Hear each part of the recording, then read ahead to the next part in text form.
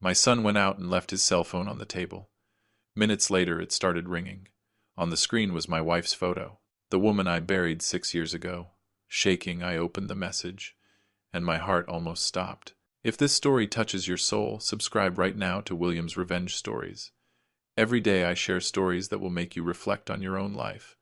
Tell me what state or country you are watching us from. My name is William. I am 76 years old. And 2 years ago I discovered that for 6 years I was crying over an empty grave. Every Sunday without fail I drove 40 minutes to the cemetery carrying white carnations. I cleaned the tombstone that said Emily 1955 to 2019. I spoke softly to her. I told her about my week. I asked for forgiveness for silly arguments we had. And sometimes my son Michael accompanied me. He stood next to me, looking serious.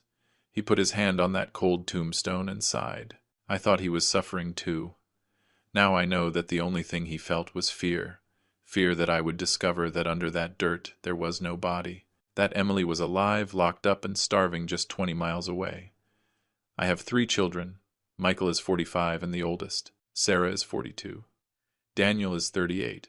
All 3 were born in this house that I built with my own hands. But when Emily supposedly died in that accident 6 years ago, only Michael was present. Sarah lived in New York. Daniel was in Texas. They arrived at the funeral devastated, not understanding anything, trusting that their older brother had told them the truth, just like me. Michael organized everything so fast that there was no time to think. The wake was the next day. Burial on the 3rd day. Closed casket. The body is unrecognizable, Dad. And I, like an idiot, believed him. I signed papers I did not read. I trusted. I obeyed. While my wife was breathing in a tin shack, begging for someone to find her. There were signs from the beginning, signs that I ignored because you do not want to believe that your own son could be a monster. The first was at the wake. A woman older than me arrived whom I had never seen. She approached the closed casket, touched it with her hand, and said loudly, "Oh, Emily, if you were alive, you would owe me $20 from the market." Michael turned pale. He dragged her out of the wake, saying she was drunk, but I saw his face. It was not a face of pain. It was a face of panic. Later at the burial, Father Thomas, who had known Emily since she was a child, asked me, "William, are you sure it is her?" I told him yes. He looked at me with sadness and said no more. Now I understand that he doubted too. The second sign was the money. 2 weeks after the funeral, Michael arrived with a lawyer. He put a pile of documents in front of me about Emily's inheritance. Her father, Grandpa Stephen, had left her a fortune. Properties, land, and more than $1.5 million in the bank. But with a clause. That money could only be touched in case of proven death. Michael needed my signature to release the funds. It is to divide it among the 3 of us, Dad. It is what Mom would have wanted. I signed without reading, without questioning. 3 days later, Michael emptied the entire account. He did not divide anything with Sarah or Daniel. He kept everything. And when they asked months later, Michael said there were pending investments and that he would give them their share soon. He never did. The third sign was his behavior. Michael started visiting me every Sunday without fail. Kosanaba for me, cleaned the house, checked my medicines. At first I thought it was a son's love. Now I understand it was control. He kept me watched. If I went out, he asked where. If I received calls, he wanted to know from whom. He convinced Sarah and Daniel that I was very sad and that it was better not to bother me with frequent visits. He pushed them away from me with soft excuses. Dad needs space. Dad is depressed, better not overwhelm him. My other children called me, less visited, less, and Michael filled that void, becoming indispensable, becoming my only connection to the world, becoming my jailer without bars. I was not stupid. Something inside me knew there were strange things, but the pain was so great that I did not have the strength to investigate. Besides, what was I going to investigate? My wife was dead, buried with a death certificate signed by a forensic doctor, with a funeral witnessed by 50 people, with a tombstone engraved in marble. There was nothing to investigate, or so I thought. Michael made sure to destroy any evidence from the beginning. He never gave me the original certificate. He never showed me photos of the accident. He never let me speak directly with the insurance. Dad, I will take care of it. You rest. And I rested. I rested on lies while my wife was dying in captivity. Years passed. Pain became routine. I got used to living alone, to cooking for one, to sleeping in an empty bed. But there were nights when I woke up feeling that Emily was close. I heard her voice. I smelled her perfume. I told myself it was my mind playing tricks on me, that grief does those things, but now I know it was not my mind, it was my instinct, screaming the truth at me, that she was still alive, that she was still close, that she needed help, and I, blind with pain and trust, did not listen. I kept visiting that empty grave, I kept crying over a lie, I kept hugging the son who had stolen 6 years of life from the woman I loved. Michael handled everything. The bank accounts, the house papers, the pension. He said it was to protect me. At your age, Dad, these procedures are complicated. I gave him power of attorney over my finances. Mistake. The worst mistake of my life. Because with that paper, Michael started selling properties without me knowing. The lake house that Emily adored. The land in Indiana that we were going to leave to the grandchildren. Everything sold in silence. I signed what he put in front of me. It is tax optimization, Dad. They are normal procedures. And I trusted. I always trusted, because he was my son, because he had been with me when Emily died. Because you do not question the one who cried with you. Sarah and Daniel started asking questions. Dad, where are the documents for the lake house? Why does Michael have all the deeds? Did they give you your share of Mom's inheritance? I did not know what to answer. I told them Michael was taking care of everything. They frowned, but did not insist. Until one day Daniel came furious. Dad, I went to the lake. The house is no longer ours. Michael sold it 2 years ago. I froze. I called Michael. He arrived calm with papers with technical explanations I did not understand. Dad signed it. Look at his signature here. My signature. On a document I did not remember seeing. Daniel left screaming that Michael was a thief. I was left confused, scared but without the courage to confront him. 6 months ago, Sarah stopped talking to Michael. She called me crying. Dad, my brother is a liar. He never gave us a dime of Mom's inheritance. He kept everything. I tried to defend him. Daughter, there must be an explanation. But she cut the call. Later I called Michael. I asked him directly, is it true you kept your mother's inheritance? There was a long silence. Then he said, Dad, I had expenses, the funeral, the lawyers, your medicines, all that came out of there. But it was 1.5 million, Michael. There is nothing left, Dad. He hung up. And I sat in the living room, looking at Emily's portrait, asking myself when I had lost control of my own life. A father's love blinded me. It made me believe Michael was taking care of me, when in reality he was controlling me. It made me sign documents that robbed me. It made me accept a death that never happened. And the worst of all is that I was an accomplice to my own destruction because I trusted, because I obeyed, because I did not ask the uncomfortable questions. And while I lived in ignorance, my wife survived in a tin shack, locked up, fed with leftovers, begging for her family to look for her. But nobody looked for her because we all believed she was underground. We never thought the true monster was sleeping in a comfortable bed bought with the money of his betrayal. Emily's fortune was a family secret. It was not something we showed off. Her father, Grandpa Stephen, made money in real estate during the 80 seconds. He was a hard man, distrustful, who had seen families destroyed by inheritances. When he died 30 years ago, Emily was his only living daughter. He left her everything, properties in Chicago, land in Indiana, a house on the lake, and more than $1.5 million in a blocked account. But that money came with iron chains. The will had a specific clause. Emily could not touch that money until she was on her deathbed or actually dead. It was Grandpa Stephen's way of protecting her.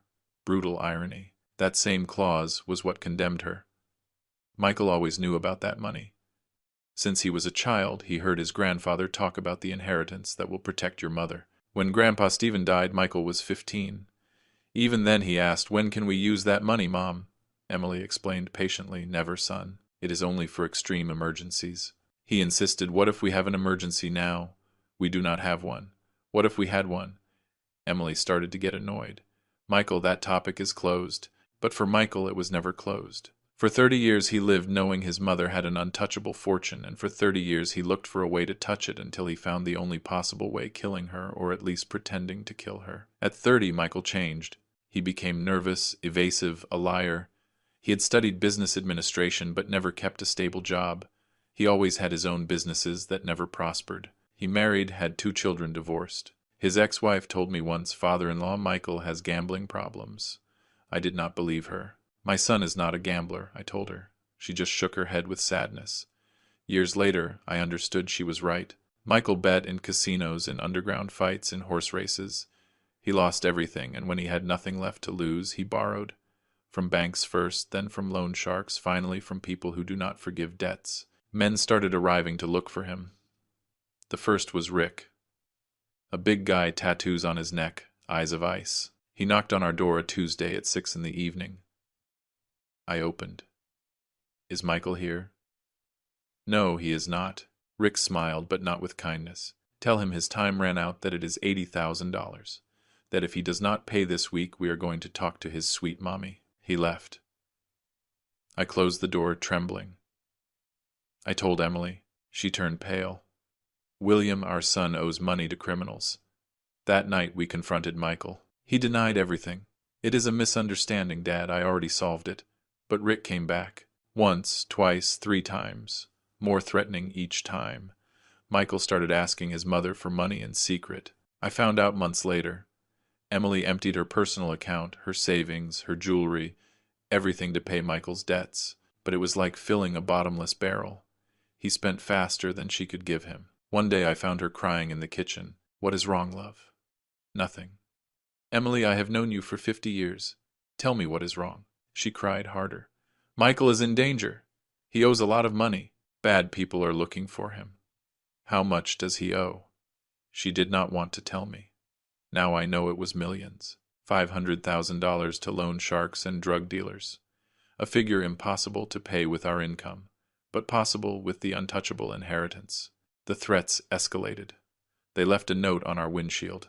Mrs. Altamirano, your son owes us money. If he does not pay, his family will pay. Emily panicked. She wanted to go to the police. Michael stopped her. Mom, if you go to the police, they kill me. These people have contacts everywhere. Then what do we do? Give me money. It is the only way. I do not have any more. Yes, you do. Grandpa's inheritance. Emily stood firm for the first time. That inheritance is untouchable. You know it. Michael looked at her with cold eyes. Then prepare to go to funerals. And he left, slamming the door. That was the last strong argument they had before the plan. I knew nothing of this at that moment. Emily protected me. She did not want me to worry. She suffered alone. She cried alone. She carried the weight of the threats without sharing it. Until one night, 7 years ago, Michael arrived, beaten. Black eye, broken lip, bruised ribs. I fell, he said.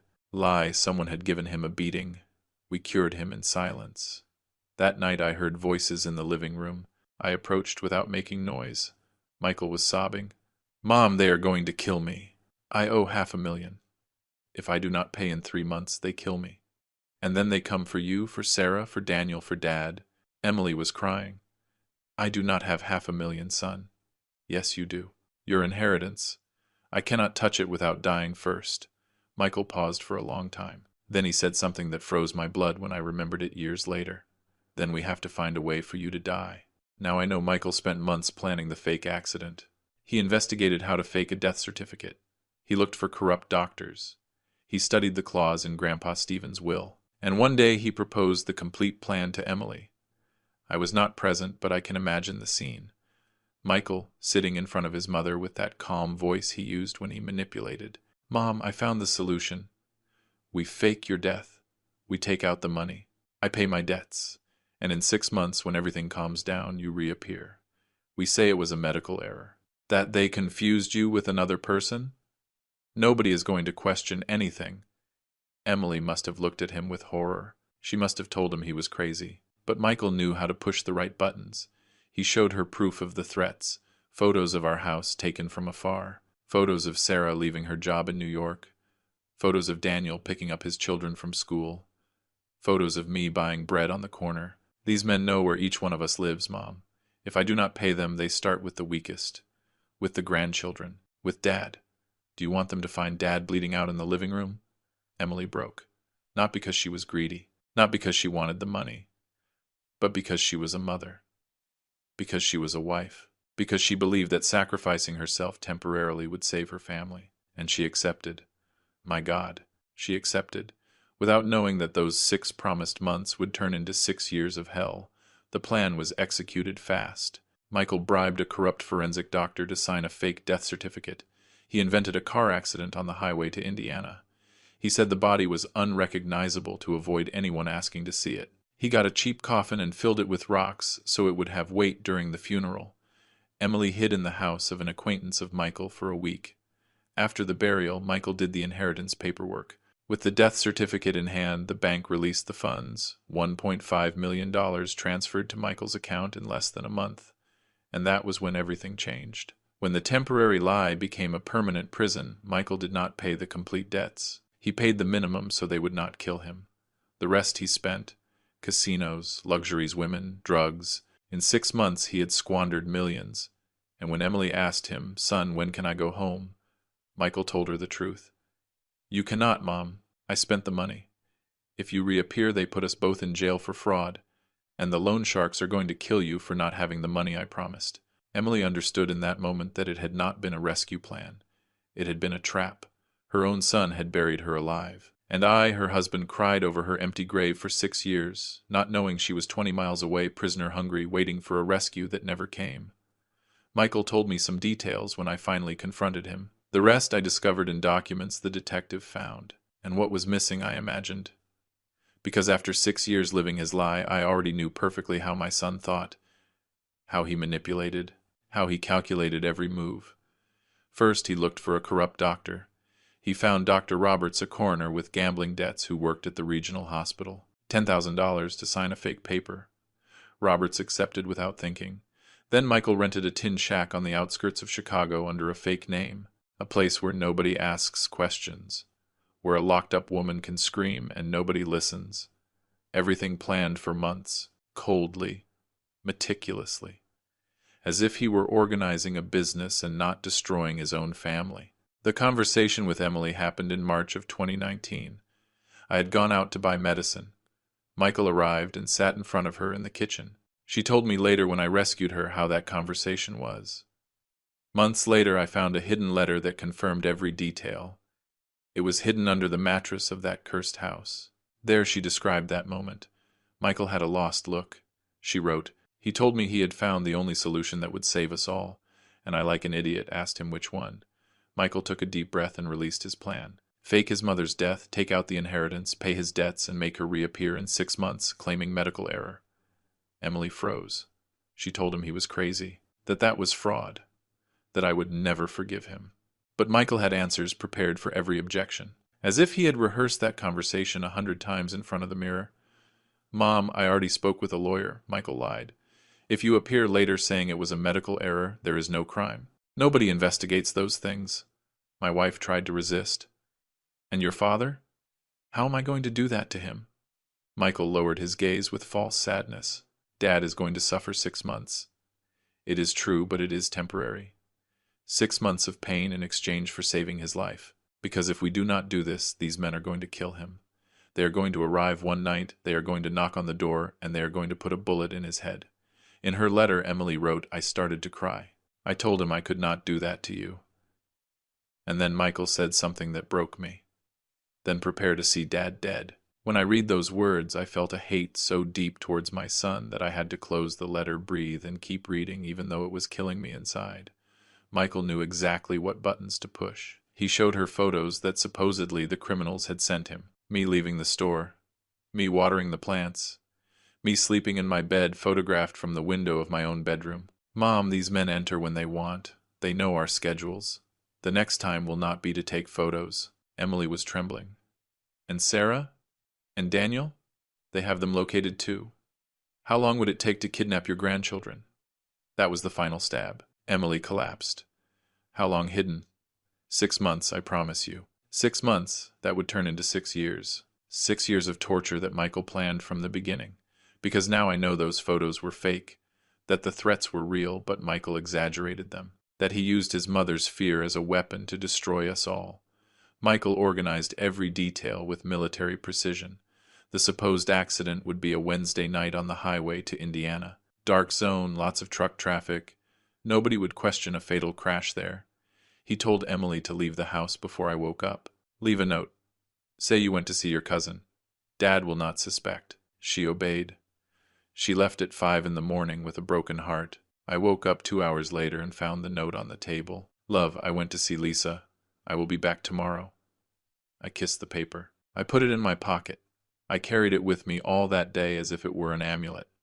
I never imagined those words were a goodbye, that Emily wrote them crying, knowing she was betraying me to save me. I never imagined it would be the last time I would sleep in peace. That afternoon, Michael executed his plan with cold blood. He called Dr. Roberts. Emily Altamirano, 70 years old. Fatal accident at mile marker 82. Injuries incompatible with life. Roberts filled out the certificate without having seen any body, without having gone to any accident, only with $10,000 in his pocket and a rotten conscience. Michael called the funeral home later. My mother had an accident. The body is very damaged. Closed casket. He paid $3,000 without bargaining. And finally, at 11 at night, he called me. I was watching television. The phone rang. I answered, and I heard a sob that now I know was pure theater. Dad, something terrible happened. My son, the actor, my son, the monster. It is Mom. She had an accident on the highway. The world stopped. How is she? Calculated silence. Michael, how is your mother? Another perfect sob. She did not make it, Dad. The paramedics did everything, but she is gone, I screamed. I screamed so loud that the neighbors knocked on my door, thinking I was dying. And I was dying. I threw the phone. I fell to my knees. The pain was so physical I thought I was having a heart attack. Michael arrived half an hour later. He hugged me. He cried with me. Crocodile tears perfectly rehearsed. And I never suspected anything, because you do not think your son can be such a good actor, such a good liar, so perfectly cruel. While he hugged me, Emily was crying in a tin shack for completely different reasons. She cried for what she was doing to me, for the lie she had accepted to participate in, for the 6 months that would turn into a life sentence. Michael protected me from the pain with soft lies. Dad, do not see the body. It was very bad. I will take care of everything. You say goodbye in your heart. I, devastated, obeyed like a child. I did not go to the hospital. I did not speak with paramedics. I did not ask to see my wife one last time. I let Michael control every detail because I did not have the strength to even breathe. He organized the wake for the next day. It has to be fast. The body cannot wait. I nodded to everything. I signed papers without looking at them. I cried without stopping. And Michael was always there, holding my arm, wiping my tears, telling me everything would be fine. I thought, what a loving son I have. What luck to have Michael in the worst moment of my life. Now I think, what a perfect monster, what a convincing actor, what a rotten son. The wake was a perfectly orchestrated torture. Relatives, friends, neighbors crying in front of a closed casket that only contained rocks. I approached several times, wanting to open it. Just one more time. Just touch her hand. But Michael stopped me with false sweetness. Dad, remember her how she was. I obeyed. Father Thomas gave the Mass. He spoke beautifully of Emily. And at the end he approached me with a worried face. William, are you completely sure it is her? I did not understand. Of course it is her, Father. Why do you ask? He shook his head. Sorry, it is just that. Something does not give me peace. He left without explaining more. I was left confused. Now I understand Father Thomas felt the same as the woman from the market, that something did not add up, that there was something deeply wrong with that funeral. But nobody dared to say it out loud because accusing Michael was too horrible to consider. The next day we buried the empty coffin. 6 men carried it, Michael acting perfect pain, Daniel truly devastated, 2 cousins, 2 friends. I walked behind, held by Sarah, crying so much I could barely walk. We lowered the coffin, threw dirt over the lie, and I felt I was burying my whole life. Sarah and Daniel left that afternoon to their cities, devastated, trusting their older brother had told them the truth. Michael stayed with me, 3 days, cooked for me, gave me medicine, listened to me cry until I fell asleep, and when he left his number stuck on the refrigerator. Call me at any time. I thought I had the best son in the world, a son who took care of me in my worst moment. The truth was different. I had the worst. A son who had just stolen my wife and who in the coming weeks would also steal my money, my properties, and my dignity. 2 weeks later, Michael came with a lawyer. Dad, we have to do the inheritance paperwork. It is tedious but necessary. He put a mountain of papers in front of me. What do I sign? Here, here, and here. We just released the funds to divide them among the 3 of us. I signed with a trembling hand from sadness, not suspicion. A week later, Michael emptied the account. $1.5 million in his name. Sarah and Daniel never saw a cent, neither did I. When months later Daniel asked for his share, Michael lied. There are pending procedures soon. That soon never arrived because the money no longer existed. Michael had burned it on casinos, drugs, and luxuries while his mother ate cold tortillas in a house without light, and I, his idiot father, kept visiting him on Sundays, kept hugging him, kept signing papers, until that day, the day of the forgotten cell phone, the day my son made his only mistake in 6 years of perfect lies. Emily expected to return home in 6 months. That was what Michael promised her. Mom, in December you reappear. We say there was a hospital error, that they confused you with another woman. People are going to be happy to see you alive. Nobody is going to ask uncomfortable questions. She believed him. She settled into that tin shack thinking it was temporary. Michael brought her a bedclothes, canned food. Hold on a little, Mom, this is going to be worth it. The first 2 months, Michael complied. He went every 3 days with groceries, with news of the family. Dad is sad but fine. Sarah and Daniel are fine. Emily cried. Did you tell them I am fine? I cannot, Mom, not yet. Soon, son, soon. But that soon never came. Michael did not pay his complete debts. He only paid enough so they would not kill him. Of the $500,000 he owed, he barely covered $200,000. The rest he spent on his addiction. Online casinos, sports betting trips to Las Vegas, women, drugs. In 6 months he had squandered more than half the money. When Emily asked him in one of his visits, Son, did you pay everything? Can I go back now? Michael evaded her gaze. Not yet, Mom. There are some pending procedures. What procedures? Legal ones from the insurance. Do not worry. But she started to worry. Michael's visits became spaced out. From every 3 days it went to once a week. Then every 10 days. Emily started to feel something was wrong. At exactly 6 months in December of 2019, Emily demanded to return. Michael arrived at the tin shack with food and a serious face. Mom, we have a problem. She stood up. What problem? You cannot return yet. Why not? 6 months already passed. Michael sat on the bed, avoiding her gaze. Because I spent part of the money. If you reappear now and they do an audit, they are going to discover I kept your inheritance. They are going to put us both in jail for fraud. Emily felt the ground opening under her feet. You spent the money? On what? Unnecessary things, Mom. What things? That does not matter. What matters is that you cannot return, not yet. How much longer? Michael did not answer. He left, leaving her with tears in her eyes and a growing terror in her chest. The threats started shortly after. When Emily insisted on returning, Michael changed his tone. He was no longer the pleading son. He was the jailer. Mom, if you return, I put you in jail. You have your signature on bank documents. You are an accomplice. And besides, do you think the loan sharks are going to stay calm? I promised them $500,000. I only gave them $200,000. If you appear, they look for you. They kill you. And then they go for Sarah, for Daniel, for Dad.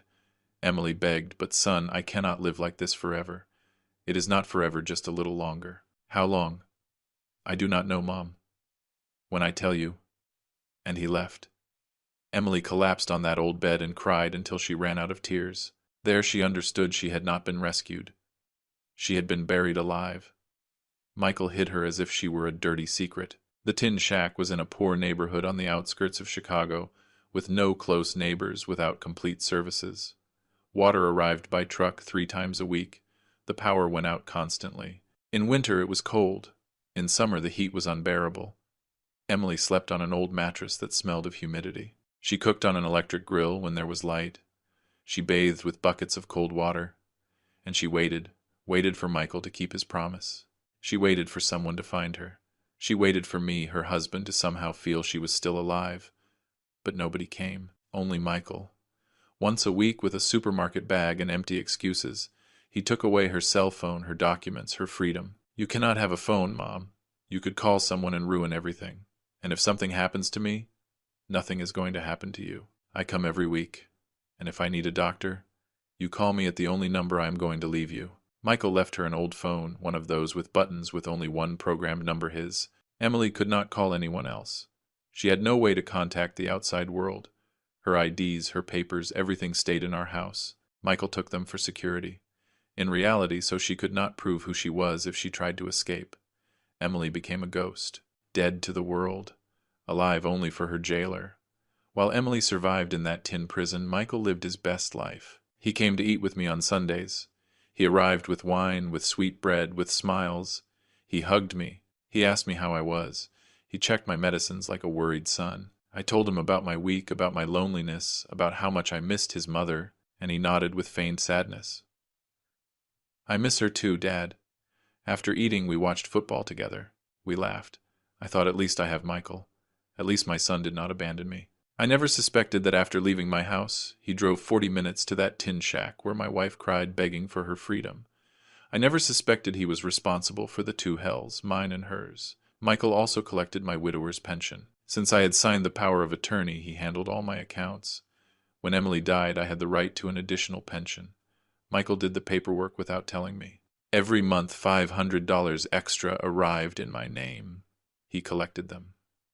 I never saw that money. When months later I reviewed my account statements with the help of the detective, I discovered the theft. $500 a month for 6 years.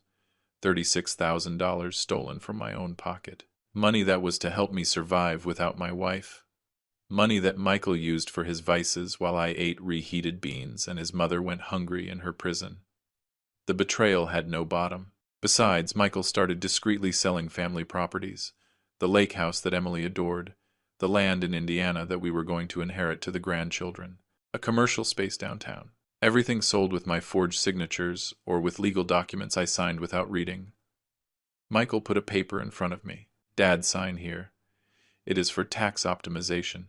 I signed, without reading, without questioning, trusting. Every signature was one more stab.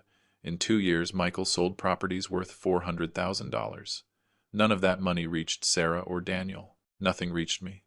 Everything evaporated in Michael's hands like water in the desert, and meanwhile his mother ate cold tortillas because Michael only brought her the minimum to keep her alive. Sarah and Daniel blindly trusted their older brother. When they called asking about the inheritance, Michael had perfect excuses. There are pending legal procedures. The bank is reviewing some documents. Soon you will get your share. They waited. They trusted. Because Michael was their brother. The oldest, the responsible one. The one who had been present when Mom died. Why doubt him? I did the same. When Daniel came to visit me and asked Dad, why does Michael have all the deeds? I defended Michael. Son, he is taking care of everything because I cannot trust your brother. And Daniel, with frustration in his gaze, left. He never insisted more, until it was too late. Emily was completely alone. She spent days without seeing anyone, without speaking to anyone, only the 4 tin walls and the echo of her own voice. She got up every morning asking herself if that would be the day Michael kept his promise. She counted the days, the weeks, the months. 6 months turned into a year turned into 2, 2 into 3. And Michael kept saying, soon, Mom, soon. She stopped believing him. She stopped hoping. She just survived, day after day. With the clothes she was wearing the day of the fake accident, with gray hair uncut, with wrinkled hands from washing clothes in a bucket, praying every night that anyone discovered the truth, that I looked for her, that her other children suspected that a miracle happened. But the days passed, and nobody came. The signs were there from the beginning. I saw them, I felt them, but I did not want to believe them, because doubting your son is like doubting yourself. It is accepting you failed as a father, that you raised someone capable of betraying you, and that hurts more than any lie. The first sign was obvious. Michael had keys to all the family properties, the lake house, the land, Grandpa Stephen's storage unit. It is to take care of them, Dad, so squatters do not invade, to make repairs when necessary. It sounded logical, reasonable. But later I found out Michael sold the lake house without telling me. When Sarah wanted to go for a weekend, she discovered it was no longer ours. It belonged to a family that had bought it a year ago, with my signature. A signature I did not remember putting. Michael arrived with more luxuries each time. Watches that cost what I earned in 6 months of pension. Brand name, clothes. New trucks every year. The last one was a black Ram. Tinted windows. Chrome rims. I asked him once, Son, how are you doing so well? He smiled with that confidence I confused with success. Dad, I have an import business. I bring merchandise from the United States. I am doing very well. I nodded, proud. My son, the businessman. I never asked what he imported. I never asked to see invoices. I never questioned how someone who 3 years ago asked me to borrow $200 now drove an $80,000 truck. A father's love blinded me. Or maybe the fear of knowing the truth made me an accomplice to my own ignorance. I started noticing documents disappearing from my desk. I kept important papers in the second drawer. Deeds, contracts, wills. One day I looked for the deed to a land in Indiana, and it was not there. I checked the whole desk. Nothing. I asked Michael when he came to eat. "Dad, I put it in a safer place. Those papers are too important to leave in an old drawer. Where did you put them?" "In a safe deposit box at the bank. In your name." "But I have access through the power of attorney." It sounded prudent, but something inside me twisted. "I want to see them." Michael frowned. "Do not you trust me, Dad?" That question hurt me. Of course I trust. I just want to know where my things are. "They are safe, do not worry." And he changed the subject. I never saw those documents again until it was too late. Another sign. Digital signatures I did not remember making. Michael arrived one afternoon with a tablet. "Dad, we have to sign some property tax papers. It is fast. Just put your finger here." I signed on the screen with my trembling finger. What am I signing? House tax papers routine. Weeks later, the notary called me. "Mr. Altamirano, just confirming the sale of the land in Indiana. We already received your digital signature." I froze. "What sale?" "The one you authorized 3 weeks ago." I hung up, trembling. I called Michael. "Son, the notary says I sold the land in Indiana." Michael sighed as if he were tired of explaining things to a child. "Dad, it was tax optimization. I explained it to you. We sell that land to not pay high taxes. Then we buy another, more profitable one. I do not remember you explaining that to me." "I explained it to you. Maybe you forgot." And there it was. The insinuation that I was old, that my memory was failing, that I could not trust myself. Sarah called me one Saturday. She was upset. "Dad, I wanted to go to the lake house with the kids. Michael told me it is under repairs." "Is it true?" I did not know what to answer. "I suppose so, daughter. Michael takes care of those things. But why did he not tell me before? I had been planning that trip for months." "Ask him." Sarah sighed, frustrated. "Every time I ask him something about Mom's properties, he evades me. He says they are complicated subjects. That you gave him authorization. Is it true?" "Yes, daughter. I gave him power of attorney." "And do you check what he does with that power?" I did not know what to say, because the truth was no. I did not check anything. I just trusted. "Your brother would not hurt us." Sarah stayed quiet for a moment. "I hope you are right, Dad." She hung up. I was left with a knot in my stomach that did not go away for days. Daniel also started to suspect. He came to visit me one Sunday. We went into the garage because he wanted to check some of Grandpa Stephen's tools that were kept in the storage unit. He tried to open it. It was locked with a new padlock. "Since when does this have a padlock?" "I do not know, son. Michael must have the key." "Why does Michael have the key to Grandpa's storage unit?" "Because he takes care of the family things." Daniel looked at me with a mixture of sadness and anger. "Dad, Michael does not take care of anything. Michael controls everything. He controls the properties.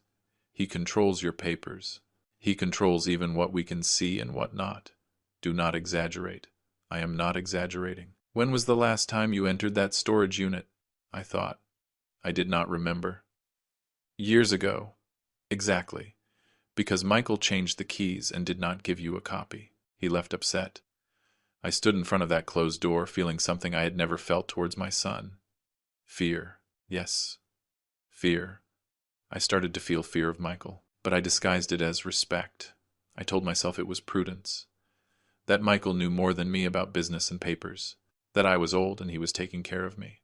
But the truth is, I was afraid to confront him. Afraid to ask the right questions and receive answers that would destroy the little I had left. Because if Michael was stealing from me, what did I have left? I had already lost my wife. If I also lost trust in my oldest son, I would be completely alone. So, I chose cowardice. I chose to close my eyes. I chose to sign without reading.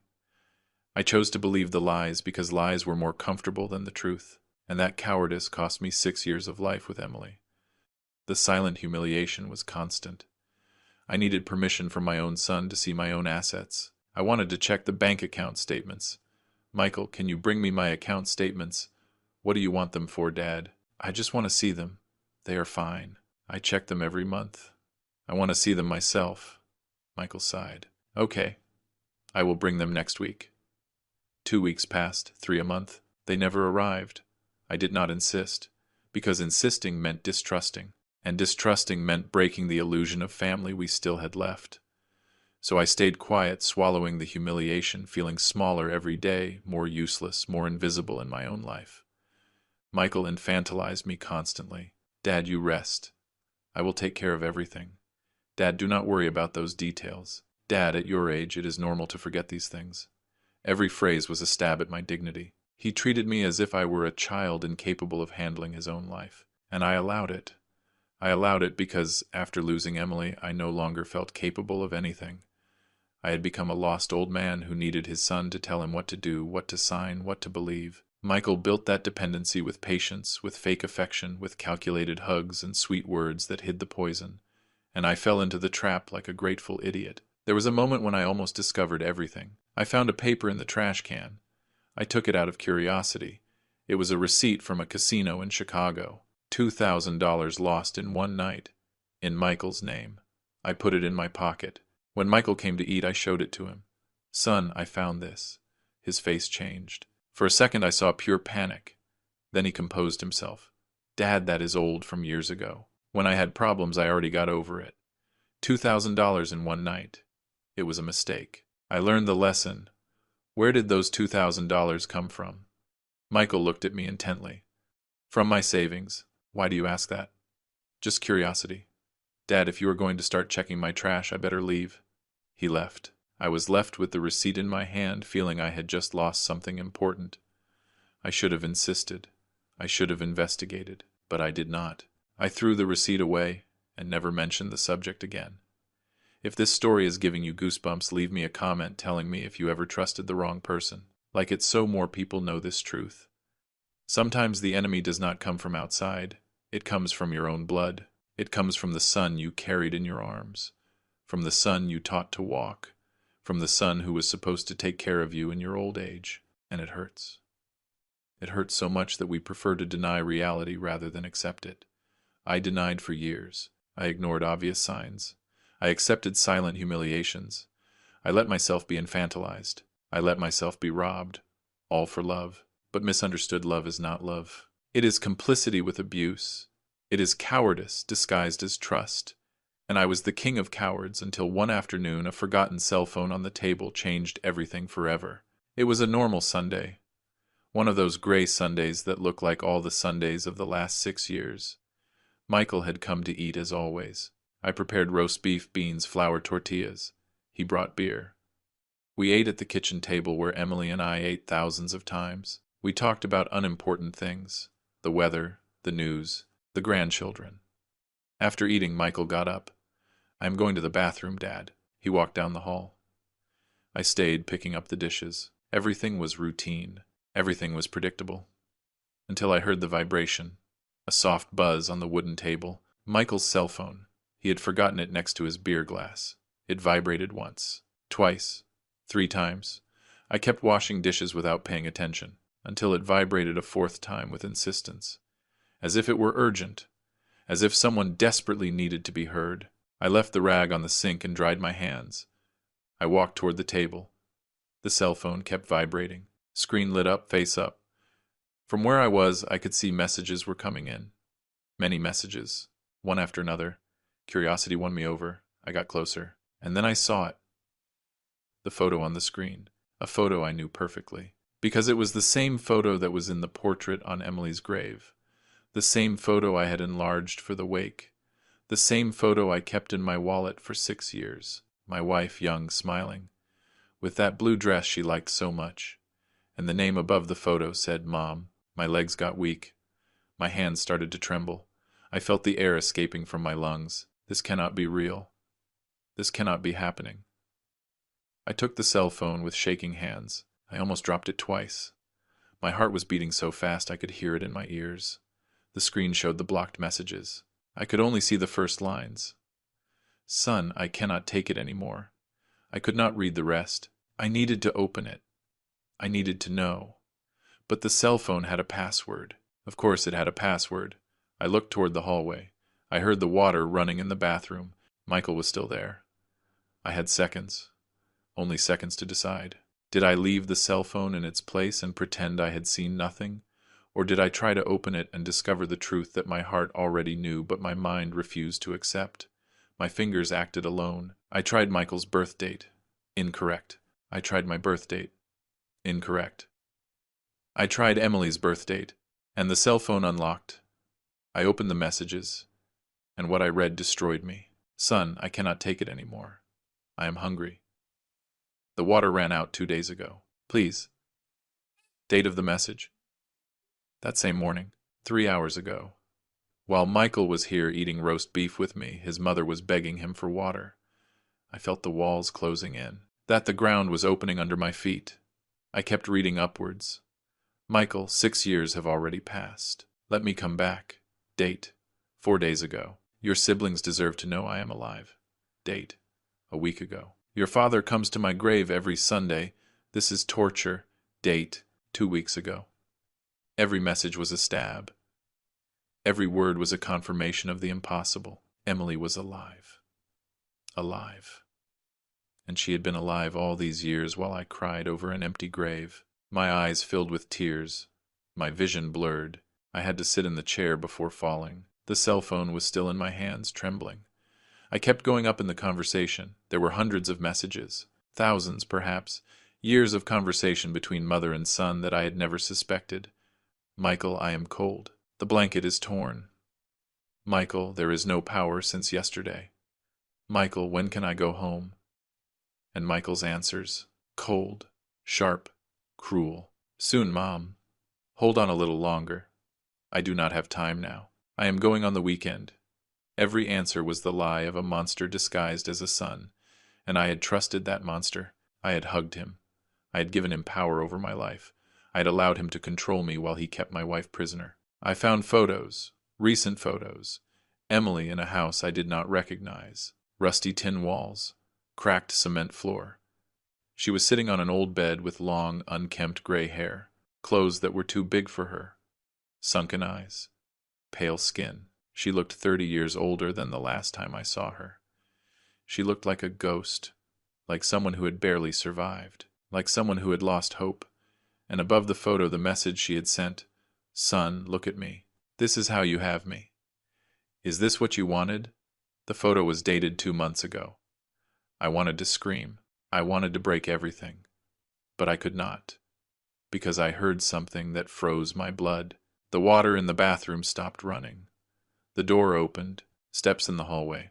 Michael was coming back. My hands moved alone. I closed the messages. I left the cell phone exactly where it was. I got up stumbling. I returned to the sink. I took the rag. I pretended I was still washing dishes, but my hands were trembling so much the plate almost fell. My breathing was erratic. I felt I was going to vomit. Michael entered the kitchen, whistling. He took his cell phone from the table. He checked it calmly. Then he looked at me. Are you okay, Dad? You look pale. I could not look him in the eyes. If I looked at him, I would explode. If I looked at him, my hands would look for his neck. So I kept my sight on the sink. I am fine, just tired. Do you want me to stay a while longer? No, go ahead. I needed him to leave. I needed him to get out of my house before I did something I would regret. Michael hugged me before leaving. A long hug. One of those that used to make me feel accompanied. Now I felt disgust. Pure disgust. I love you, Dad. See you next week. He left. I heard his truck start, the sound of the engine moving away down the street, and only then did I allow myself to collapse. I fell to my knees on the kitchen floor. I cried like I had not cried since the supposed funeral. But these tears were different. They were not of sadness. They were of rage, of helplessness, of horror, because I had just discovered that for 6 years my wife was alive, alive and prisoner, alive and suffering, alive and begging for help, while I visited her empty grave every Sunday, while I asked a lying tombstone for forgiveness. while I hugged the son who kept her captive. I spent hours lying on that floor. I could not move. I could not think clearly. My mind was a whirlwind of questions. Where was Emily? How did she get there? Why did Michael do this? How did I not realize? What kind of father am I? What kind of husband am I? The questions had no answers. There was only pain, a pain so deep it was physical. My chest hurt. My bones hurt. My soul hurt. And then, through the fog of pain, a crystal-clear certainty appeared in my mind. I had to find her. I had to rescue Emily. But I could not do it alone, and I could not confront Michael without proof. I needed help. I needed someone to believe me, someone to help me investigate without alerting Michael. I got up from the floor. I washed my face with cold water. I took a deep breath, and I made a decision. At 3 in the morning, when I could not sleep, I searched on the internet. Private Detective Chicago. I found several. I chose one with good reviews. I wrote an email from a new account I created just for that. I need to investigate someone. It is urgent. It is my son. I think he has my wife kidnapped. Please help me. I sent the email. I turned off the computer, and I sat in the darkness of the living room looking at Emily's portrait. It was no longer a portrait of a dead woman. It was the portrait of a prisoner. And I was going to rescue her, even if it was the last thing I did in my life. Even if I had to destroy my own son. Even if I had to accept that the monster we raised carried my last name. That night I did not sleep. I stayed awake until dawn, remembering every detail of the messages I had seen, every word of Emily begging for freedom, every cold answer from Michael. I recorded everything in my memory, because I knew I would not have access to that cell phone again. Michael would be more careful now. But it did not matter anymore. I already knew the truth. And the truth, however painful it was better than living in a lie. At dawn, I received an answer from the detective. Mr. Altamirano, I understand your situation. I can help you. I need us to meet in person. As soon as possible, I replied. Today. Tell me where. And so the real battle began. The battle to recover my wife. And the battle to face the son who had betrayed us all. I had seconds to decide. Seconds, while I heard Michael's steps approaching down the hallway. Confront him right there. Scream the truth in his face. Demand he take me to Emily immediately. Or keep silence. Investigate. Plan. Act with intelligence instead of desperation. My instinct screamed to strangle him, to beat him until he confessed everything.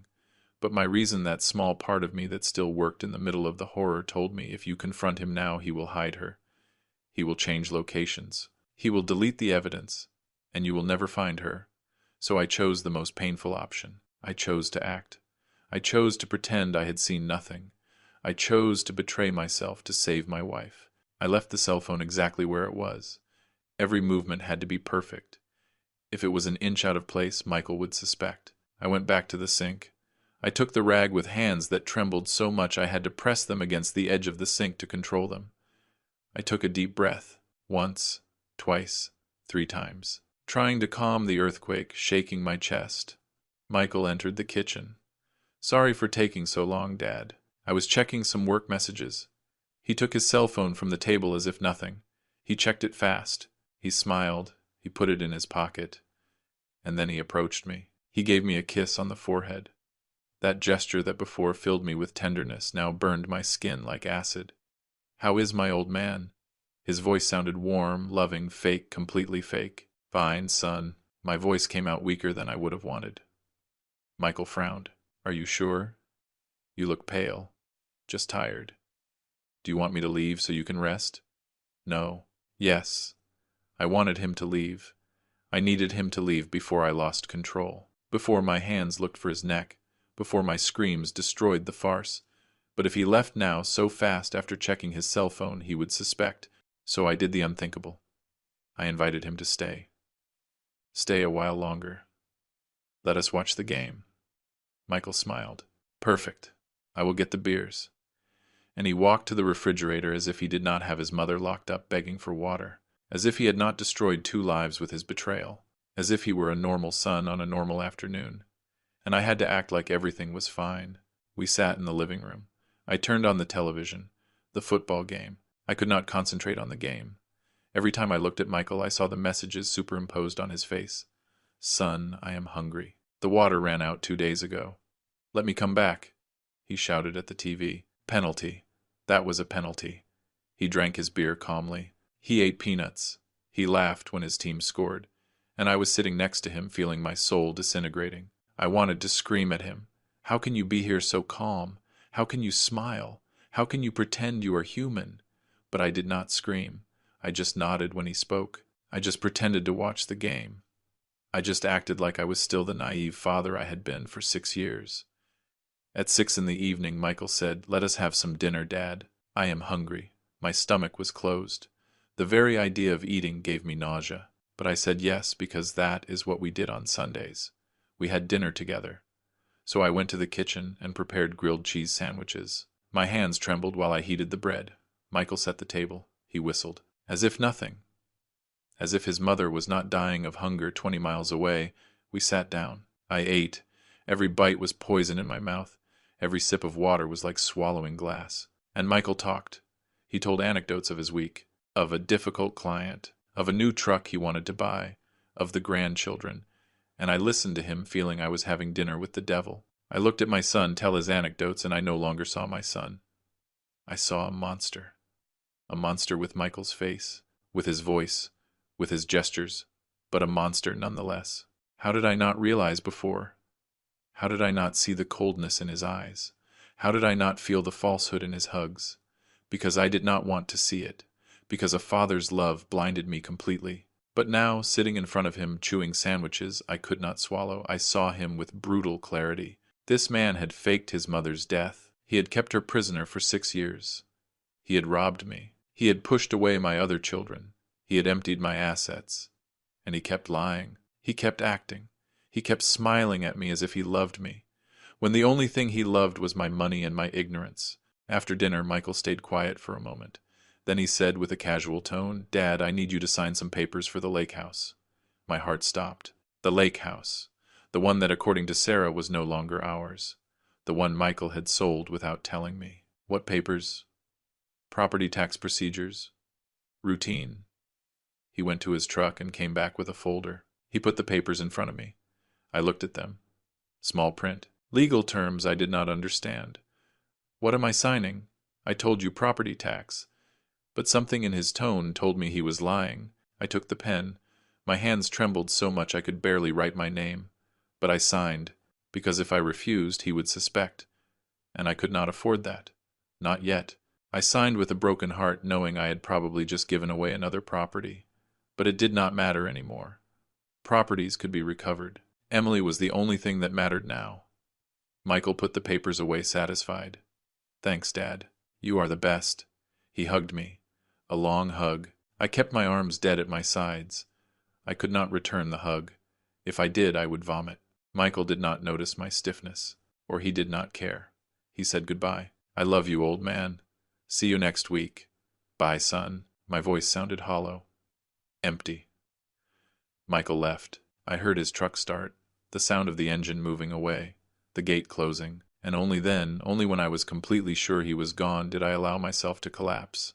I fell sitting on the living room couch, and I cried. I cried like never before in my life. I cried for Emily prisoner. I cried for me deceived. I cried for my other children pushed away. I cried for the family I thought I had and that never existed. I cried for hours. I could not stop. The pain was so great it was physical. My chest hurt. My head hurt.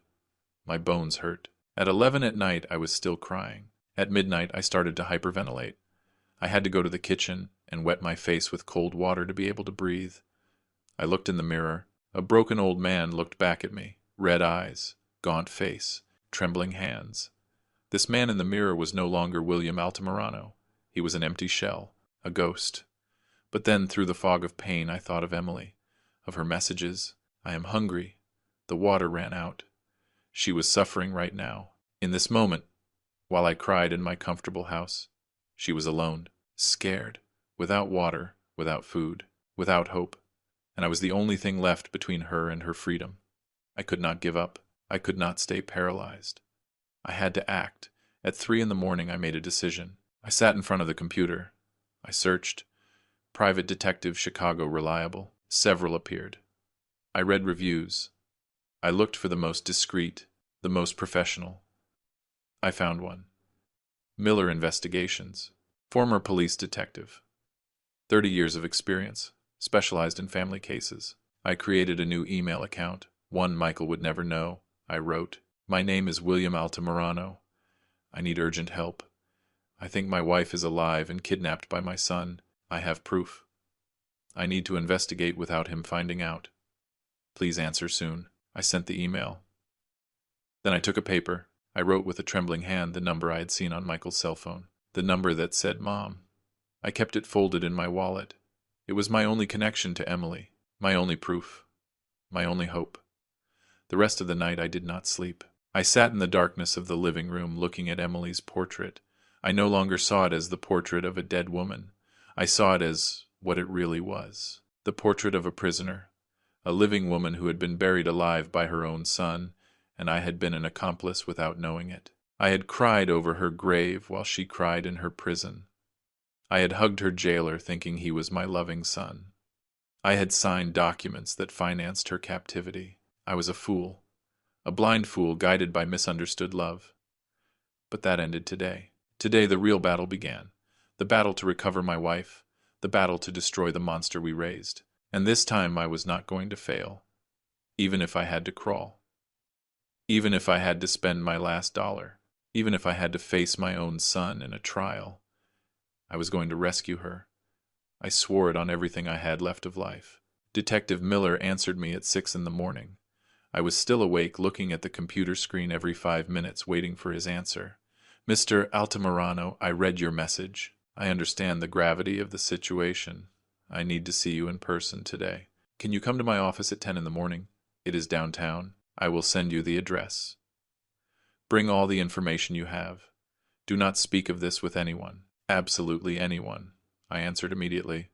"I will be there." At 8, I showered. I put on my best clothes. I wanted to be presentable. I wanted him to take me seriously. Because if the detective did not believe me, I was lost. Emily was lost. Everything was lost.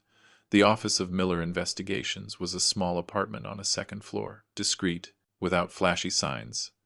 I knocked on the door. A man of about 60 opened, tall, gray-haired eyes that saw too much. "Mr. Altamirano?" "Yes." "Come in." His office smelled of coffee and old paper. There were filing cabinets against the walls, a computer on a wooden desk, photos of solved cases in frames. I sat down. He sat in front of me. "Tell me everything. From the beginning." And I told him. I told him about the alleged accident, about the funeral, about the 6 years of mourning, about the forgotten cell phone, about the messages, about Emily alive and prisoner. I spoke for an hour without stopping. When I finished, I took the paper out of my wallet.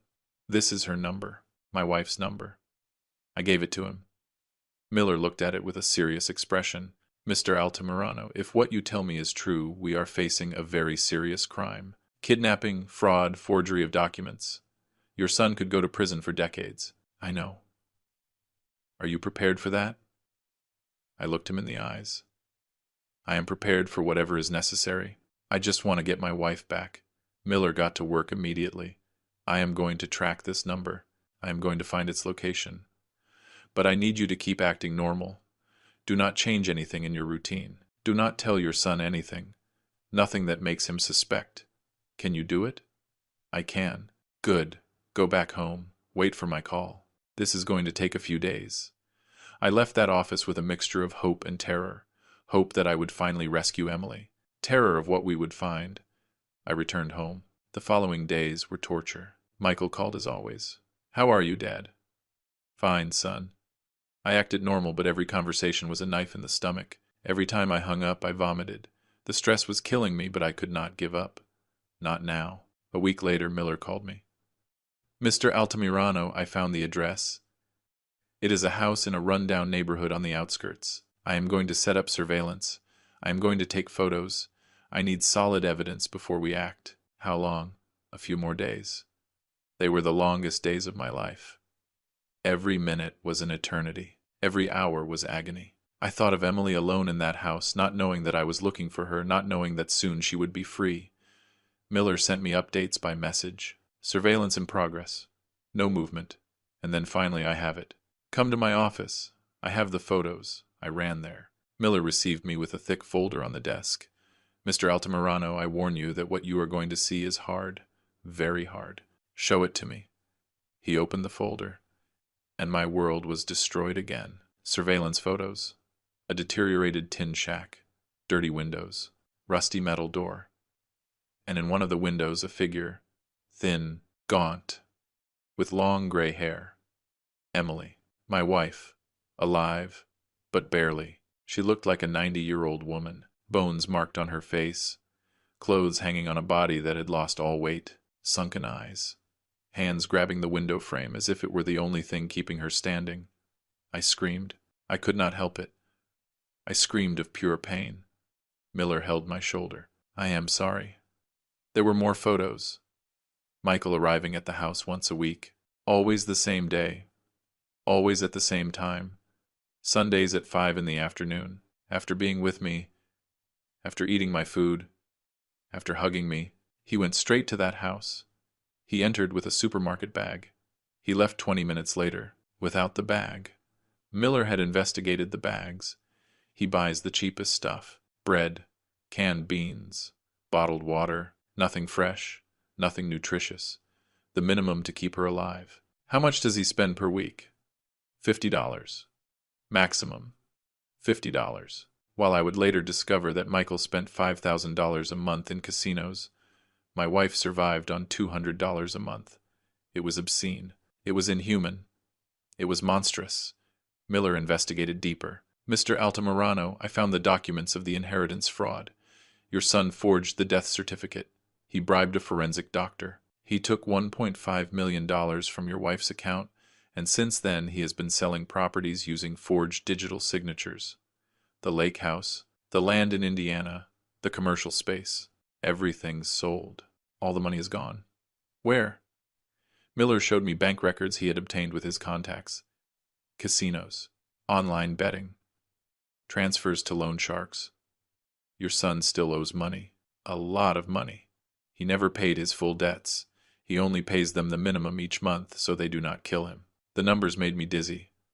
Michael spent $5,000 a month on pure gambling, and he still owed $300,000 to loan sharks. The entire inheritance had evaporated, and my wife remained prisoner for nothing. But Miller found something worse, something that destroyed me even more. Mr. Altamirano, your son has been strategically pushing you away from your other children. What? He showed me messages he had recovered from social networks. Conversations between Michael and Sarah. Sister better not visit Dad so much. He is very depressed. He needs space. Conversations between Michael and Daniel. Brother Dad lost some important documents due to his age. Better not pressure him with money questions. He gets upset. Michael had lied to my other children. He had told them I was senile, that I lost things, that it was better not to bother me. And they, worried about me, had respected that distance. Michael had isolated us all, me from my children from me, to be able to control everything without interference. His other children tried to get close several times, said Miller, but Michael always intercepted them. Sarah wanted to check family documents last year. Michael told her that you had lost them and that he did not want you to feel bad about that. Daniel asked about his mother's inheritance 6 months ago. Michael told him there were still pending procedures and that you had signed so he could handle everything. He kept them away with soft lies, making them believe he did it to protect you. I started crying again. My children had tried to get close. They had tried to help, but Michael blocked them. He pushed them away, and I never knew. I never suspected, because I trusted Michael, because I believed he was taking care of me when in reality he was destroying me. Miller closed the folder. Mr. Altamirano, I have enough evidence to act. Photos, documents, bank records, testimonies. Now I need you to make a decision. Do you want me to call the police immediately, or do you want us to plan the rescue carefully? I want to plan. I do not want Michael to have a chance to escape or hurt Emily. Good. I am going to contact a lawyer I trust. We are going to prepare a formal complaint. Kidnapping, fraud, forgery. We are going to coordinate with the authorities. And when everything is ready, we are going to rescue your wife. But I need you to keep acting normal. 1 more week. Just 1 week. 1 week. 7 more days pretending with Michael. 7 more days while Emily suffered. But it was necessary, so I accepted. 1 week. But not 1 day more. I left Miller's office with a clear mission. Rescue Emily, sink Michael, recover what was left of my family. In secret I hired a lawyer, one who did not know Michael. We prepared the complaint. We gathered all the evidence. Miller coordinated with a trusted police commander. We planned everything. The exact day of the rescue, the time who would go, what they would do. Everything calculated so Michael could not escape. I did not tell Sarah or Daniel anything. Not yet. First I had to rescue their mother. Then I would explain everything to them. That week I acted normally. Michael came to eat on Sunday. I greeted him. We ate. We talked. And I thought, this is the last time you pretend in front of me, son. The last time you lie to me. The last time you hug me with those hands that keep your mother prisoner. Because next Sunday when you come to see me, your mother will be free, and you will be under arrest. The day arrived. Wednesday, 3 in the afternoon. Miller picked me up in his car. In the back seat were 2 plainclothes police officers and the lawyer. Are you ready, Mr. Altamirano? I was not ready. How can you be ready to see your wife after 6 years believing she was dead? How can you be ready to rescue her from a prison created by your own son? But I said, yes, I am ready. We drove 40 minutes to the outskirts, the Bridges neighborhood, unpaved streets, tin shacks, stray dogs. We arrived at a street with no name. Miller pointed. It is that one. A precarious house, rusty tin walls, dirty windows with improvised bars, metal door with a padlock. My heart was beating so fast I felt it was going to explode. The police officers got out first. One of them cut the padlock with a tool. The door opened with a screech. We entered. The smell hit me first. Humidity, filth, something rotten. The house had only 1 room, cracked cement floor, bare walls, an old bed in the corner, an electric grill on a broken table, buckets with dirty water, clothes hanging on a wire. And on the bed, sitting with a lost gaze, was her, Emily, my wife, alive, but unrecognizable. Her gray hair reached her waist, uncut, uncared for, tangled. She had lost at least 40 pounds. Cheekbones protruded from her face, sunken eyes, pale skin almost transparent. She wore an old blouse that was huge on her and stained pants. She was barefoot. Her feet were dirty, long nails. She looked like a ghost. She looked like someone who had barely survived. And when she saw me, her eyes filled with tears. William, her voice was a broken whisper, barely audible. I ran to her. I tripped over a bucket, but I did not care. I knelt in front of the bed. I took her hands. They were cold, bony, trembling. Emily, my love, my life. I could not say more. The words drowned in my throat. She started to cry. It was not a normal cry. It was a heartbreaking cry. A cry of years contained. Forgive me, forgive me, forgive me. She repeated those words over and over as if it were the only thing she could say. There is nothing to forgive, I told her. Nothing. This was not your fault. I hugged her. Her body was so fragile I felt it was going to break in my arms. She clung to me with desperate strength. We cried together. I cried like never before in my life. I cried for her, for me, for the 6 stolen years, for the hell she had lived. The police gave us space. They stayed outside. Miller and the lawyer waited at the door. Emily could not stop crying. Between sobs, she started to talk. William, I did not want to. I did not want to do this to you. But Michael told me they were going to kill you, that they were going to kill Sarah Daniel, that it was the only way to save you all. Her voice broke with every word. He showed me photos of the house of you, of our children. He said those men were watching you, that if we did not do this, they would kill you one by one. And I believed him. I believed him because he was my son, because I thought he was protecting me. I stroked her tangled hair. I know, love, I know it is over, it is over. But it was not over. The scars of those 6 years would never pass. He promised me 6 months, continued Emily. Only 6 months hidden. Then I could return, but the months passed, and he kept saying a little more, Mom. When I demanded to return, he changed. He became cold. He threatened me. He told me that if I appeared, we would both go to jail, that the loan sharks would kill me, that you had already rebuilt your life. What?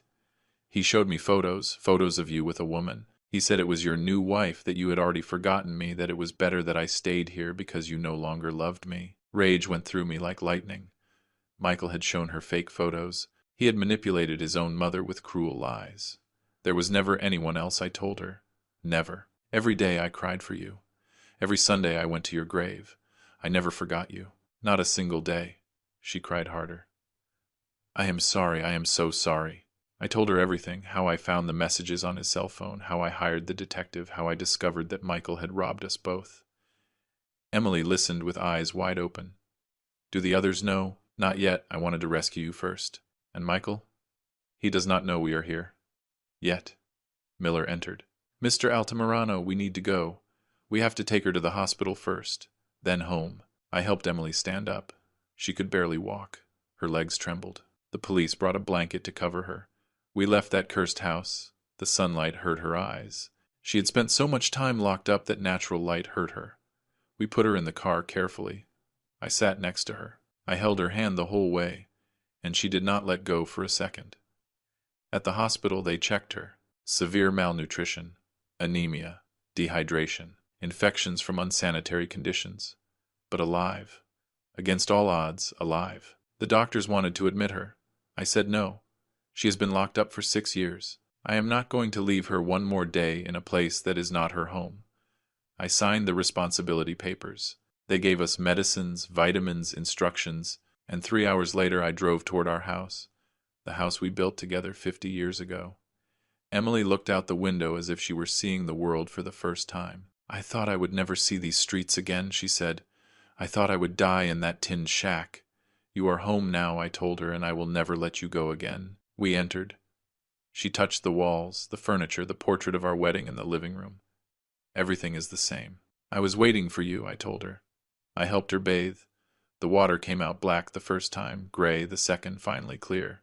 I cut her hair carefully. I gave her clean clothes, one of her old blouses that I still kept. It was big on her now, but it was hers. She sat on our sofa, the same sofa where we sat to watch television before. She cried again. It is real. This is real. It is real love. Then I took the phone. I called Sarah. Daughter, I need you to come home right now. It is urgent. What happened, Dad? Are you okay? I am fine, but I need you to come, you and Daniel now. I am in New York. Take the first flight, please. Something in my voice alerted her. I am on my way. I hung up. I called Daniel. The same conversation. Dad, you arrive in 2 hours. Is it that serious? It is important, very important. Come now, your mother is waiting for you. There was a silence on the other end of the line. Dad, what did you say? What you heard? Your mother is waiting for you. Dad, Mom is alive. She is alive and she is here. Come. I hung up before he could ask more. The following hours were surreal. Emily sat on the sofa, motionless, as if she were afraid it was all a dream. I gave her water, soft food. She barely ate. She was in shock. We were both in shock. At 7 in the evening, Daniel arrived. He ran in. He saw his mother. He stopped dead. Mom? Emily stood up, trembling. Son, Daniel screamed. He ran to her. He hugged her so tight I thought he was going to hurt her. How? How is it possible? We buried you. I saw your grave. That grave is empty, I told him. Daniel looked at me, understanding nothing. What is happening here? An hour later, Sarah arrived. She had taken the first available flight. She entered with a face pale with fear. Dad, what? She saw her mother. She froze. No. Yes, said Emily with tears. It is me, daughter, Sarah screamed. It was a scream of shock, of disbelief, of relief, of pain. She threw herself on the floor, crying. It cannot be. It cannot be. You are dead. I saw you in the coffin. The coffin was empty, I said. Emily knelt next to Sarah. She hugged her. They both cried. I explained everything to them from the beginning. Michael's cell phone, the messages, the investigation, the rescue, how Michael had faked his mother's death to steal the inheritance, how he had kept her prisoner for 6 years. Daniel and Sarah listened with faces decomposed. Disbelief, horror, rage. And then we heard a car parking outside, steps approaching the key, turning in the lock. Michael. The door opened. Michael entered with his usual smile. Hi, Dad. Sorry for being late. I had a meeting and... He stopped. He saw Sarah, Daniel, me. And then his gaze reached the sofa where Emily was, his mother, alive. Looking at him, the color drained from his face. He dropped the keys. The bag he was carrying fell to the floor. No, his voice was barely a whisper. This cannot be happening. Emily stood up. Yes, it is happening, son. Michael backed away. He tripped over his own feet. I got up. I looked at him with a mixture of disgust and pity I had never felt for anyone, much less for my own son. Welcome home, Michael. Your mother wants to talk to you. But it was not a conversation that was coming. It was a trial. A family trial before the legal trial that would destroy him forever. Michael tried to speak, but no words came out. He opened his mouth and closed it like a fish out of water. Finally he said, Mom, I can explain. But I interrupted him. I did not scream. I did not cry. I spoke with a calm that surprised me myself. A cold, devastating calm. There is nothing to explain, Michael. Your mother was locked up for 6 years in a tin shack, hungry, thirsty, alone, while you ate at my table, while you spent her money in casinos, while you hugged me, pretending to be a good son. There is no explanation for that. There is only one word: monster. Michael shook his head desperately. Dad, you do not understand. There were threats, dangerous people. They were going to kill us. I had no choice. There is always a choice, I said. The choice was to tell the truth, go to the police. But you chose another, to turn your mother into a prisoner and me into an idiot. Sarah got up from the sofa. She walked toward Michael and, without saying a word, slapped him. The sound resonated in the whole living room. The mark of her hand remained red on Michael's cheek. I cried for a year, Sarah said with a voice trembling with rage. I cried until I ran out of tears. I left my job because I could not concentrate.